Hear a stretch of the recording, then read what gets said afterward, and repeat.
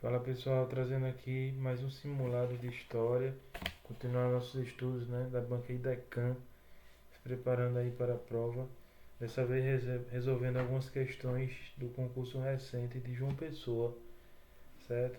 Então vamos lá analisar algumas questões recentes da banca IDECAM. E aí fala aqui que em nossos dias poucos defendem o autoctonismo. Do gentio americano predomina a corrente dos que o julgam alienígena, uns e estes os mais numerosos consideram-no vindo da Ásia, através do Estreito de Bering, outros vindo da Polinésia, através do Pacífico.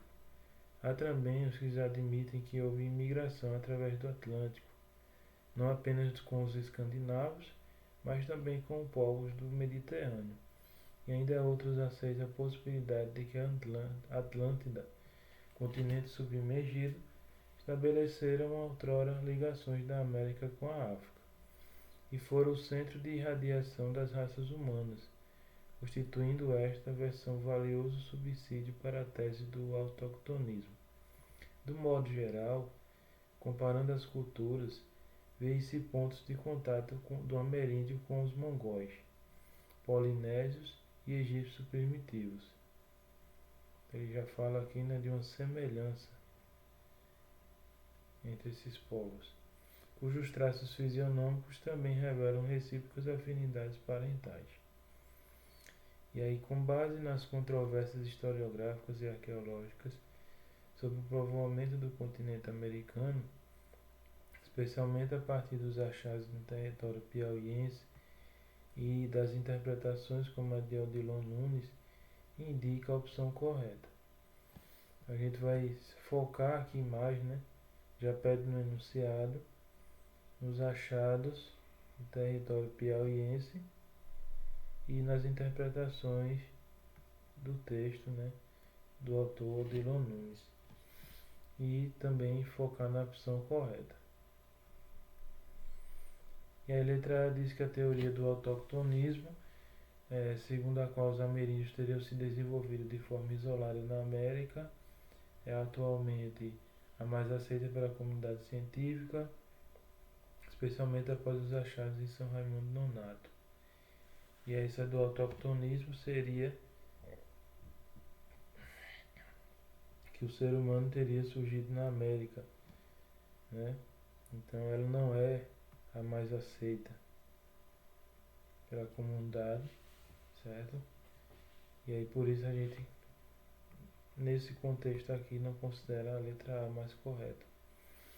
A hipótese da origem egípcia dos povos indígenas da América, baseada em traços culturais e fisionômicos, é amplamente aceita entre os arqueólogos modernos e tem base em comprovações genéticas.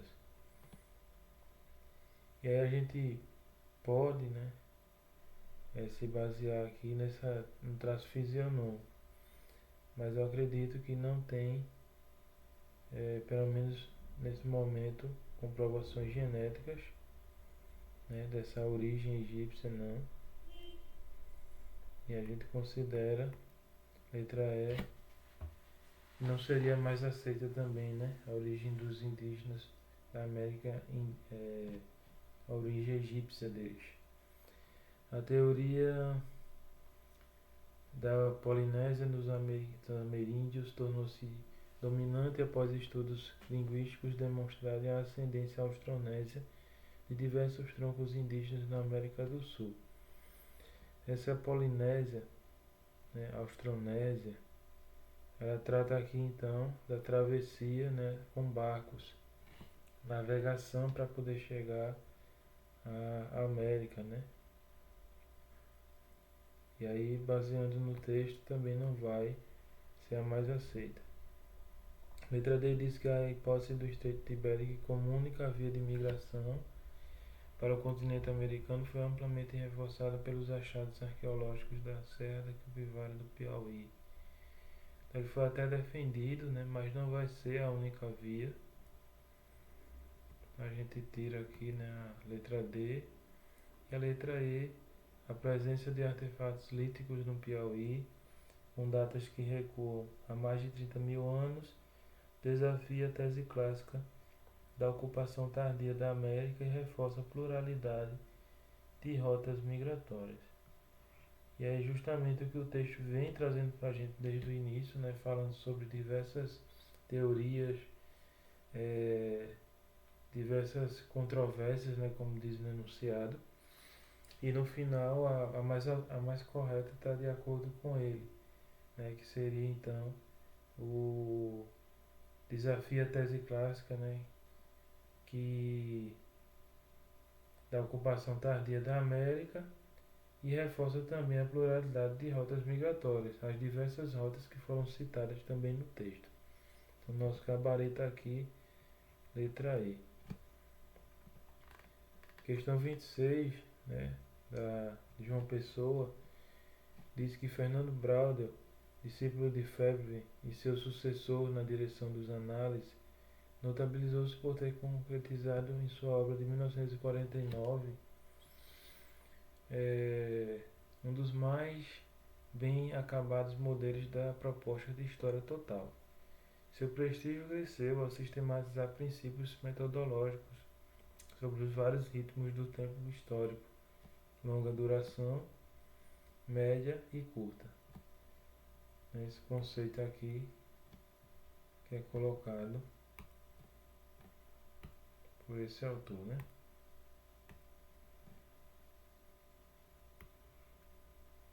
Longa duração, média e curta. Então, a partir da crítica à narrativa linear tradicional, surgiram novas interpretações sobre o tempo histórico, em especial a partir dos trabalhos da Escola dos Análises. Sobre essas diferentes formas de compreender a produção do saber histórico e as temporalidades, assinala a alternativa correta. Então, vamos aqui analisar, né? Letra A diz: a noção de tempo histórico é exclusivamente cronológica e quantitativa, sendo baseada em datas e eventos sucessivos. Então não vai ser exclusivamente cronológica, né, nem só quantitativa, tá certo? O trabalho, né, dos análises e do saber histórico, né, ele vai pautar, aqui a gente poderia dizer, né, pelo qualitativo.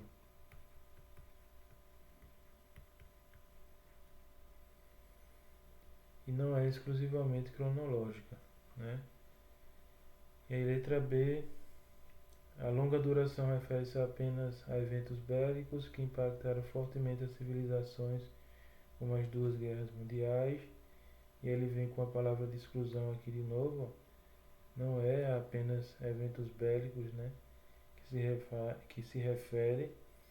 A longa duração, na verdade, são estruturas históricas maior, né? Por exemplo, os séculos, né, mais longas, né? E aí, transformações sociais mais longas, a gente estaria aqui trazendo a longa duração, tá certo? A curta duração contempla acontecimentos imediatos, fatos pontuais e conjunturas breves, como uma disputa eleitoral. E aí a gente pode colocar isso aqui como correta, né? Nosso gabarito, que a curta duração realmente é fatos pontuais, fatos breves, né? Que ele se trata aqui.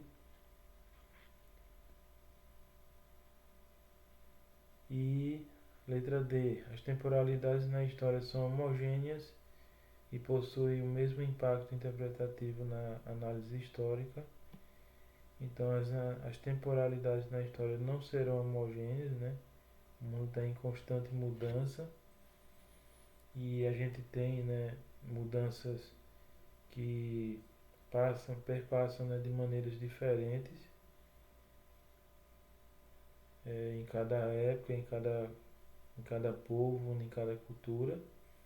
A média duração está voltada para fenômenos naturais e geográficos, como a formação dos continentes. E aí não está, né, voltada para a formação de naturais e geográficos. Média duração a gente poderia colocar, por exemplo, as décadas. Então veja que esse conceito ele se refere, na verdade, proposto por Fernando Braudel, a questão da duração, né, dos eventos históricos, seja longa duração, curta ou média, e não necessariamente ao objetivo, né, da pesquisa, ao enfoque da pesquisa, tá certo? Questão 27. Ui, lá para baixo.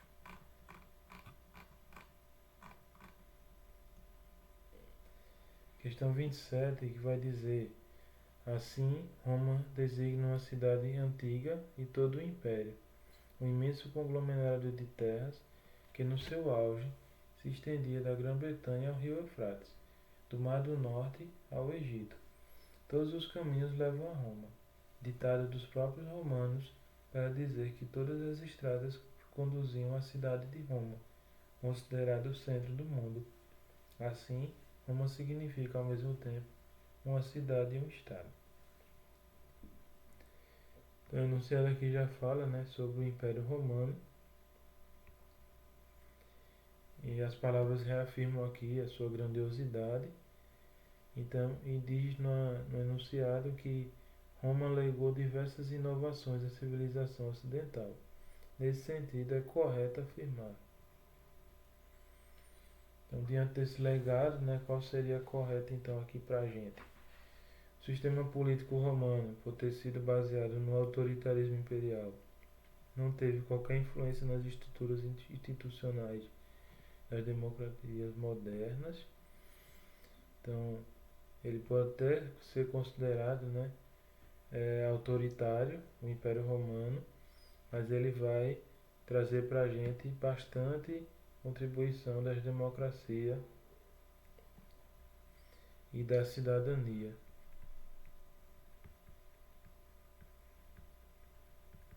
Contribui bastante, né, para a civilização ocidental, certo? As leis romanas formaram a base para o desenvolvimento do direito ocidental, sendo fundamentais para a organização das sociedades modernas. Então, correto, né? Nosso gabarito aqui. Então, as leis romanas fazem parte, né, da formação da sociedade ocidental. A arte e a arquitetura romana foram apenas reproduções passivas da cultura grega, não deixando contribuições originais ao patrimônio, ao patrimônio cultural do Ocidente. E aqui, ó, apenas reproduções passivas, não, né? A gente vai ter uma mescla da cultura grega, né, uma influenciando a outra, e tanto a grega quanto a romana influenciando a cultura ocidental, e não deixando contribuições originais, né? Vai trazer sim contribuições originais. O arco, por exemplo, né? Acho que já caiu em outra questão, mas vou apagar esse arco feio aqui.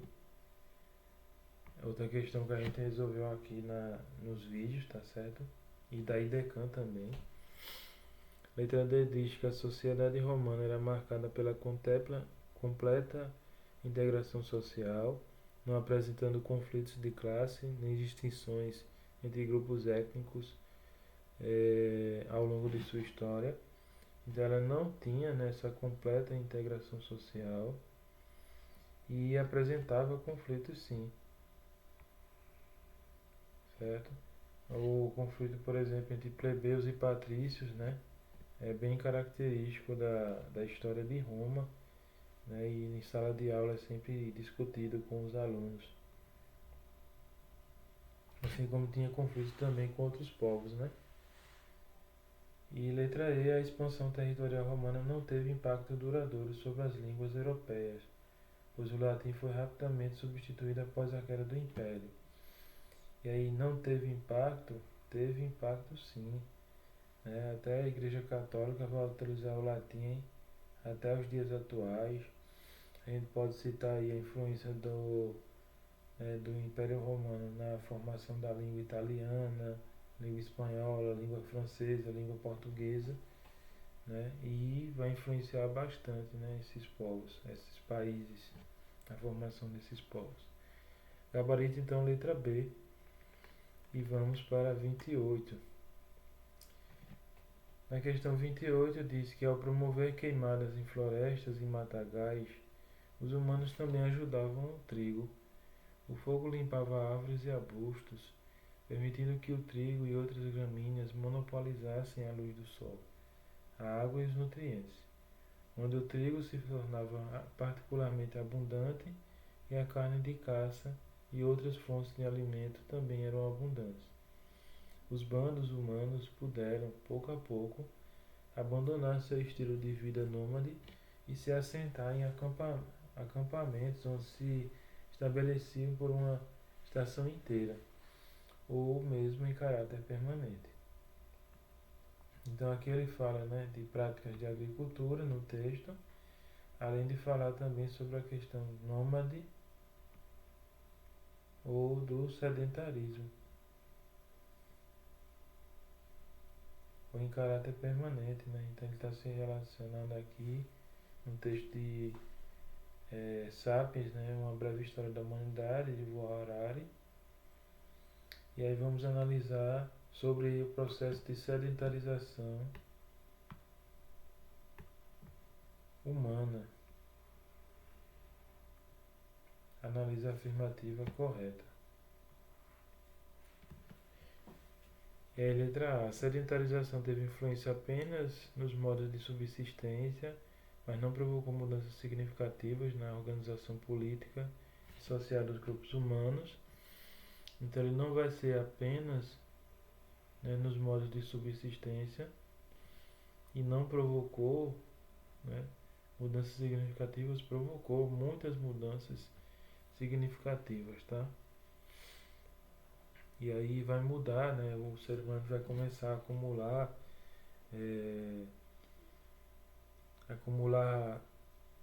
vamos dizer assim, grãos, né? Guardar esse alimento, essa reserva de alimento que vai impulsionar o aumento também de determinadas populações, certo?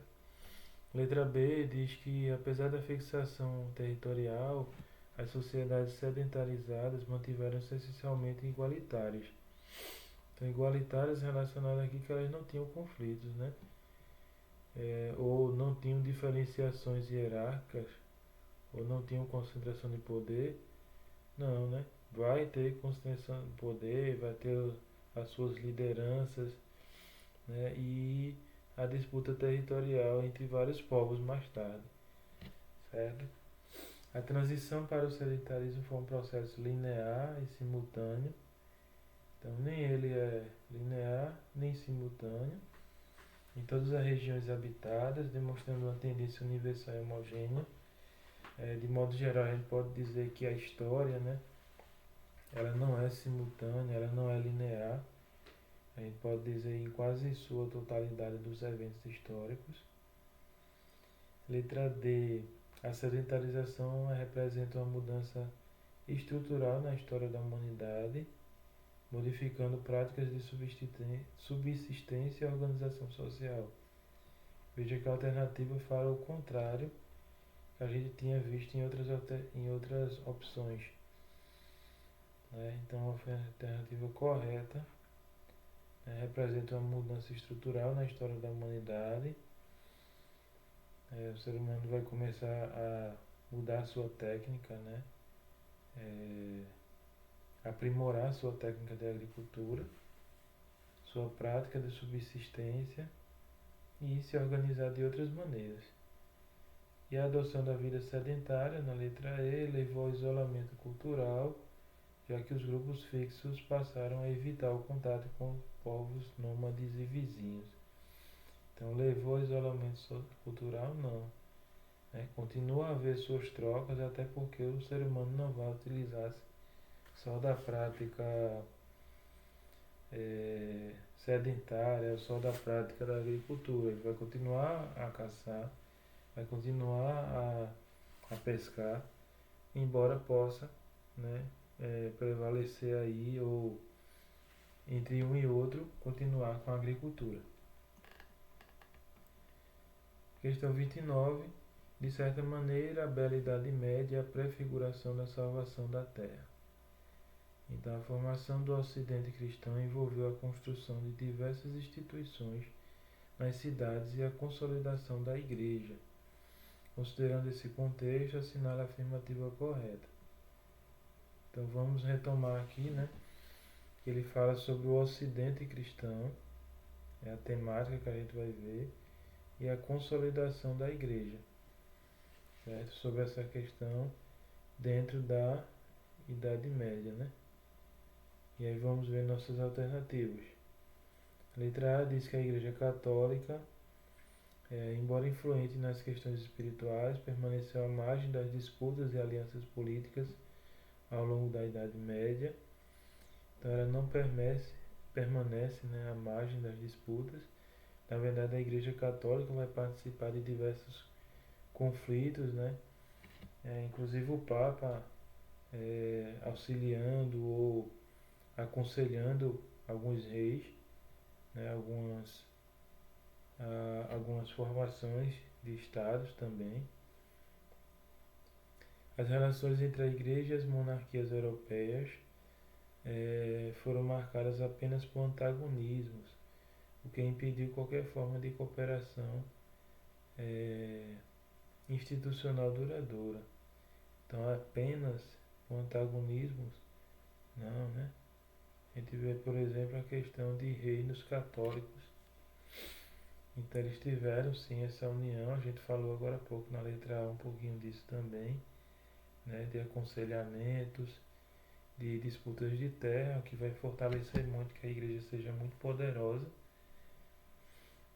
As ordens monásticas desempenharam um papel fundamental na preservação do saber e na organização das primeiras universidades. Essa aqui é correta. O desenvolvimento do conhecimento, né, nas mãos da igreja é o que a gente vê bastante nos estudos da Idade Média. As instituições cristãs medievais procuraram se desvincular da tradição romana, recusando o uso do latim e outros elementos culturais. Então, vamos riscar aqui, né? Não há recusa do latim, e procurar desvincular da tradição romana, também não, né? Vários aspectos culturais vão ser utilizados da tradição romana, e o uso do latim também, como a gente já citou nesse vídeo, a questão da influência, né, na língua falada entre vários reinos europeus, assim como no aspecto religioso também. O cristianismo medieval rompeu completamente com o pensamento clássico, evitando qualquer assimilação de ideias filosóficas greco-romanas. Então ela rompeu completamente? Não, né? Então a gente vai ver aí da Grécia e Roma antigas, né?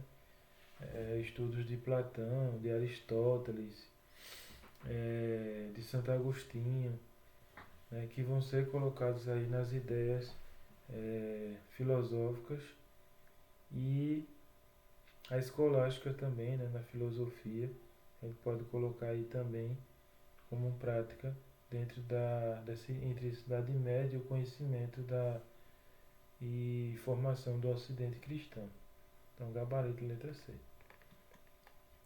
Questão 30 diz que a passagem do Império para a República foi quase um passeio. Em compensação, os anos posteriores ao 15 de novembro se caracterizaram por uma grande incerteza.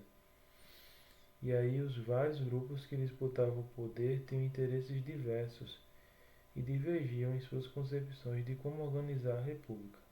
Texto aí de Boris Fausto. Analise as afirmativas a seguir sobre a Primeira República. Ele já cita aqui o período, né, de 1889 a 1930 no Brasil, e assinala a alternativa correta. Aí, letra A. A política do café com leite garantia a alternância no poder entre São Paulo e Minas Gerais com base em uma democracia amplamente representativa. Então, está correto até a parte, né? A alternância do poder entre São Paulo e Minas Gerais, mas não havia essa democracia amplamente representativa, não. O poder, o local, por exemplo, estava na mão dos coronéis, né? E muitas das pessoas eram excluídas, né, do processo democrático. A exemplo de analfabetos, a gente pode dizer também as pessoas ex-escravos, né? Eles eram pessoas, retificando aqui, né? Pessoas recentemente libertas, né, do processo de escravidão, analfabetos, mulheres estavam excluídas do processo de votação e da democracia. Então a maioria da população estava excluída. A letra B diz que a Primeira República foi marcada por um sistema político onde os fraudes eleitorais e o voto de cabresto comprometiam a legitimidade do regime, correta, né, de acordo com o período.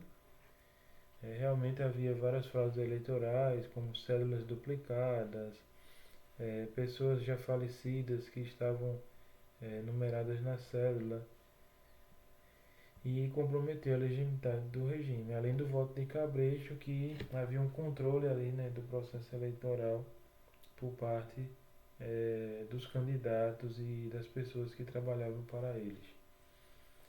O coronelismo foi um fenômeno limitado ao Nordeste, em áreas rurais isoladas, sem influência consideravelmente diminuta nas decisões nacionais. Então, na verdade, ele vai atuar, né, não vai ser limitado ao Nordeste. A gente já viu ali, né, a questão do café com leite, né, tão falado nessa época, que tinha alternância, por exemplo, em São Paulo e Minas. E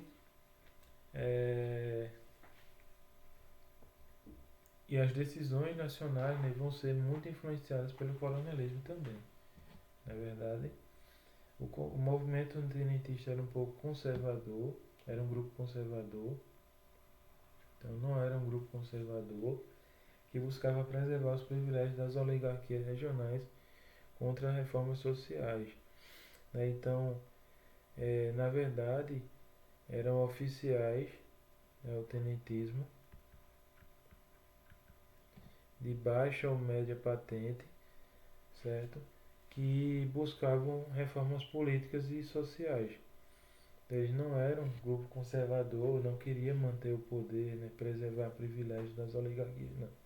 Na verdade, eles queriam participar mais da política nacional e criticavam, né, essa concentração de poder na mão dessas oligarquias, e além da corrupção na política, como as fraudes eleitorais citadas na letra B e o voto de cabresto. Letra E diz que o Estado brasileiro nesse período era fortemente centralizado, impedindo qualquer nível de autonomia dos estados e da federação. Então os estados tinham essa autonomia, né? Então, e não era fortemente centralizado, não, era descentralizado, embora o poder estivesse, né, dentro de limites das elites locais, das elites do poder brasileiro na época citada. Questão 31, ela fala sobre a revolta dos malês, ocorrida em 1835 em Salvador, e insere-se no contexto de efervescência política e social da regência e da resistência de africanos escravizados e libertos no Brasil imperial. Considerando seu contexto e o papel político-religioso dos malês, indica a opção correta. Então, ele já fala aqui, né, a temática que a gente vai tratar no período regencial, a revolta dos malês, ocorrida em 1835 em Salvador. E vamos procurar a alternativa correta.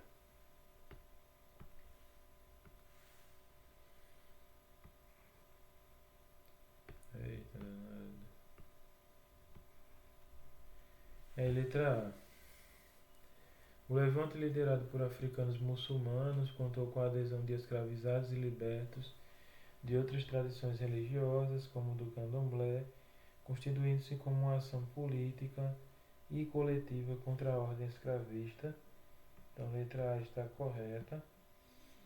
Então, embora seja liderado, né, pelos muçulmanos, diversos escravos ou libertos, né, participam contra a ordem escravista, isso é correto, mas a liderança muçulmana, e aí é muito citado nos textos, né, essa liderança do islamismo nessa revolta. Letra B, a revolta dos malês consistia em um levante predominantemente promovido por escravizados crioulos de matriz católica, sendo guiado por reivindicações de cunho exclusivamente religioso, com foco na liberdade de culto. Acredito aqui que, na verdade, eles são de origem islâmica. A gente já falou, né, e tem na letra A também nosso gabarito. Eles são do islamismo e não é de cunho exclusivamente religioso também não, certo? E não era foco também deles a liberdade de culto. O foco deles, na verdade, vai ser pela libertação dos escravos, né? Pelo fim da escravidão, pelo fim de maus tratos que eles recebiam até então. O movimento liderado pelos malês teve inspiração direta em movimentos republicanos da América Latina. Então não houve nessa inspiração, né, na América Latina, visando instaurar uma república de escravizados no recôncavo baiano sem apelo à religião. Então eles utilizaram da religião, né, a gente já citou o islamismo diversas vezes, mas não vai se inspirar na América Latina. Esse movimento republicano só virá mais tarde, em outros contextos, né? Ou em outras regiões, em épocas anteriores também. A conspiração foi organizada majoritariamente por africanos islamizados que buscavam negociar com o Império melhores condições jurídicas para os libertos, com o apoio da Igreja Católica e das Irmandades Leigas. Aí essa partezinha aqui, né, é que pega melhores condições jurídicas, né, para os libertos. Não, ele queria melhores condições para o povo negro, né, e libertação dos escravos. E acredito que essa parte da Igreja Católica também está um pouco controversa, uma vez que há o domínio ainda, né, de Portugal, embora o Brasil seja independente nessa época, mas predomina, né, o catolicismo da época da colonização no Brasil. E aí,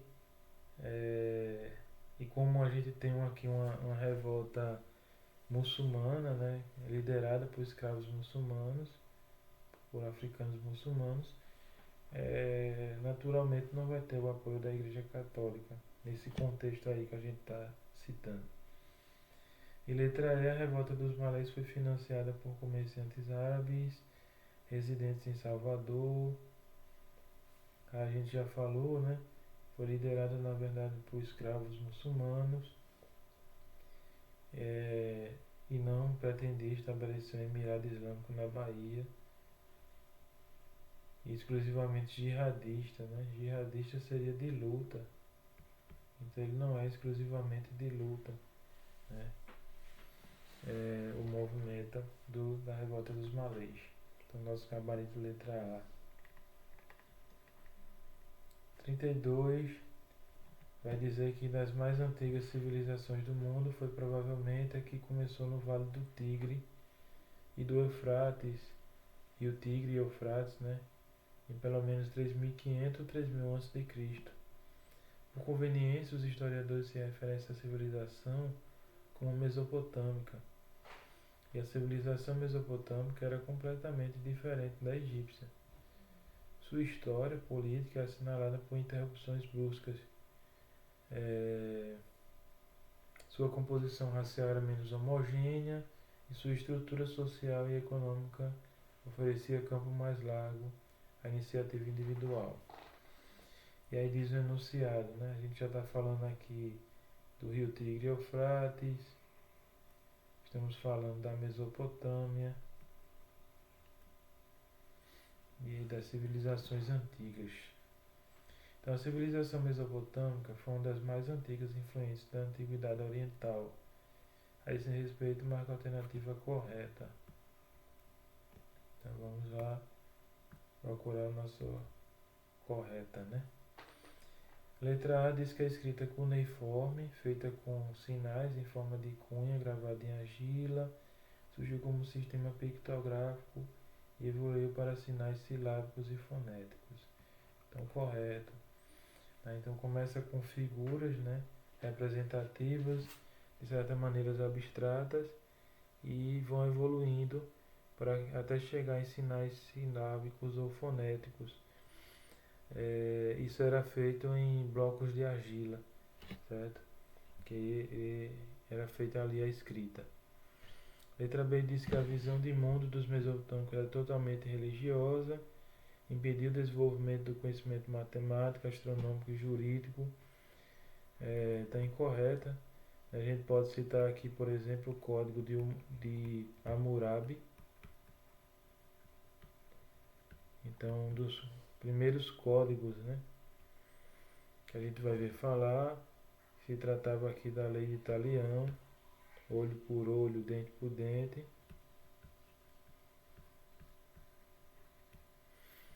A gente vê também, né, a observação astronômica por parte dos mesopotâmicos, tá certo? As cidades-estado mesopotâmicas mantinham relações pacíficas e harmoniosas, evitando guerras. A sua cultura predominantemente diplomática. Essas relações não vão ser pacíficas e harmoniosas. Eram cidades-estados que tinham constantes conflitos, como Uruk.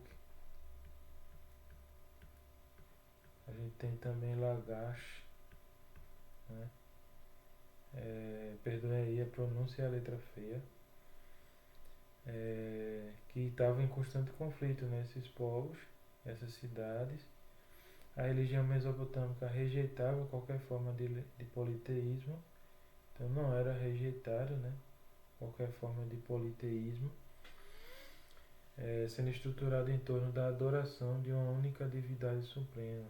Na verdade, eles eram politeístas, certo? E acreditavam em vários deuses. Não teve realização importante em arquitetura ou engenharia, concentrando-se quase que unicamente na agricultura de subsistência. E aí eles tinham, né, grandes construções, grandes pirâmides, que eram utilizadas tanto para agricultura, né, para armazenamento, quanto para observação astronômica e adoração dos deuses, certo? Então a gente tira esse unicamente. E aí fica o gabarito letra A.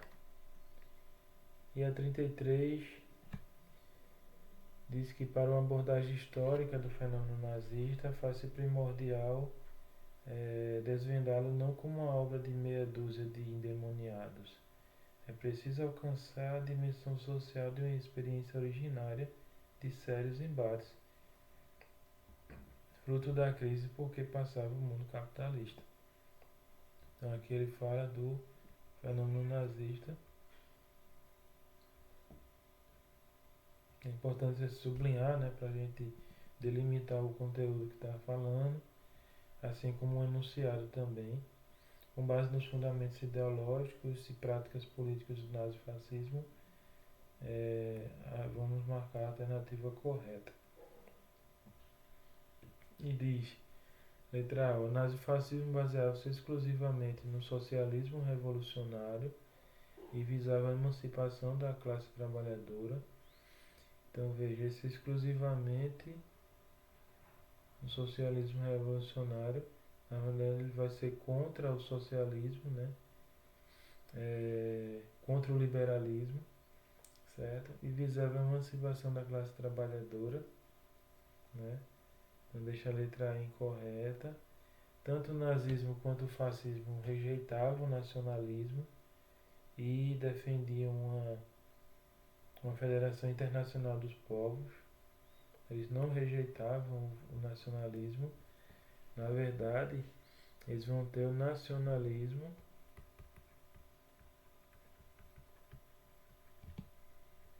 exacerbado, né? Que aí a gente conhece e de extrema direita, né?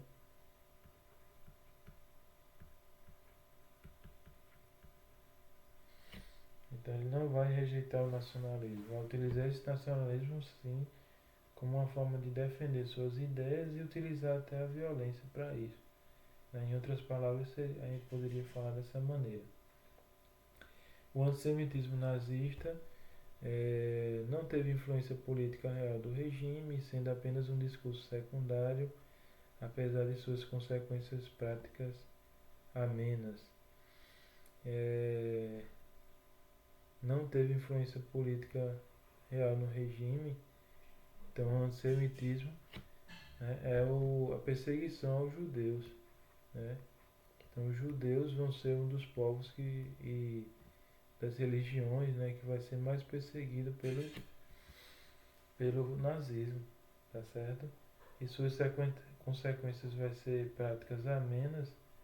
Não, né? Vamos lembrar aí dos campos de concentração. Esses campos de concentração vão ser aí, né, um objeto, um lugar que vai ser utilizado para tortura, para trabalho forçado e principalmente morte, né, de milhares de pessoas como consequência desse antissemitismo nazista, certo? Letra D diz que o fascismo italiano e o nazismo alemão partilhavam uma lógica autoritária, anticomunista, ultranacionalista e de repressão violenta à dissidência. Então, correto. Então, as pessoas que tentassem ainda lutar contra eles, né, eram reprimidos violentamente. Um regime totalitário realmente lógico, né, autoritário, anticomunista e ultranacionalista. A gente já falou aqui os da extrema direita, do nacionalismo exacerbado. E letra E, o fascismo surgiu como um movimento espontâneo das massas camponesas. Então, ele não vai ser espontâneo, né? Ele vai ter contra o poder burguês liberal. Não. Na verdade, participavam, né? A classe média apoiou o nazismo, né? O levantamento desse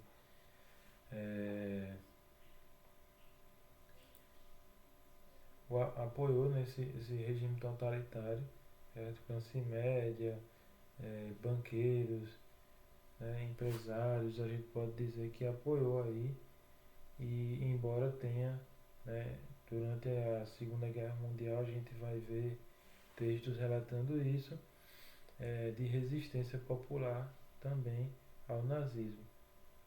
E aqui essa parte também está incorreta, né? Não é resistência popular ao imperialismo, não. Então, gabarito letra D.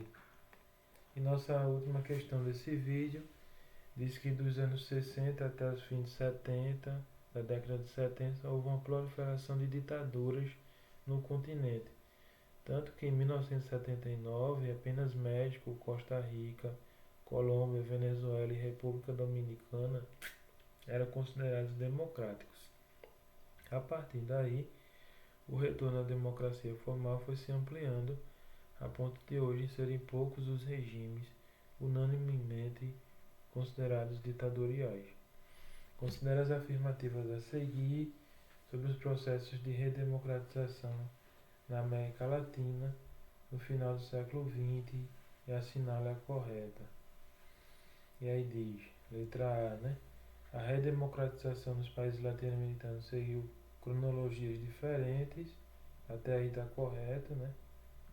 Até aqui está correto, mas em geral foi impulsionada por fatores internos, com influência internacional apenas marginal nos processos decisórios. Então não foi uma influência apenas marginal. A gente vai citar aqui, por exemplo, uma influência muito forte dos Estados Unidos, né, e no contexto da Guerra Fria, certo? A influência aí, né, para expandir os ideais, né, do capitalismo. Letra B diz que, embora tenha havido resistência a algumas ditaduras, processos de transição foram essencialmente pactuados entre elites militares e civis, sem que movimentos sociais tivessem papel relevante.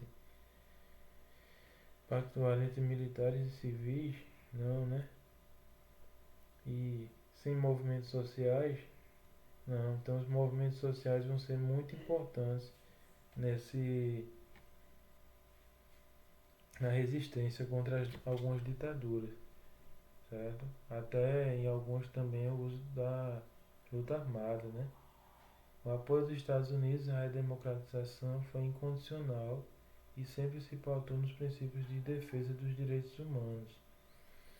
Então, na verdade, sempre se pautou na defesa dos direitos humanos? Não, certo? Na verdade, até os direitos humanos eles vão ser desrespeitados em busca de trazer seus ideais, né, à tona. A gente pode dizer isso aqui.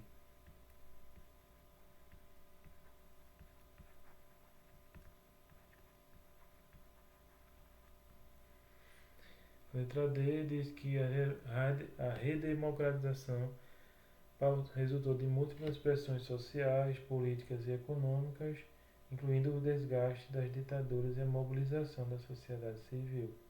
Aqui sim, né? Correto. E letra E, os novos regimes democráticos latino-americanos aboliram por completo as heranças autoritárias das ditaduras anteriores. E aí, aboliram por completo as heranças autoritárias? Não. Muitos países ainda sofrem hoje, né, com essa imagem negativa que os regimes totalitários deixaram, trazendo bastante desigualdade, certo, para os dias atuais, né, e uma luta ainda, né, para que as pessoas que sofreram com essas ditaduras possam terem esses crimes contra a humanidade, contra os direitos humanos,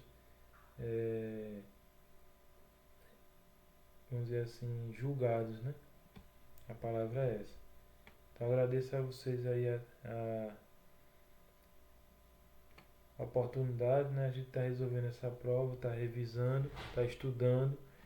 Vamos continuar ligado aí e trazer novos vídeos para a gente se preparar aí para a banca IDECAM, né? Dos conteúdos de história. Valeu, pessoal.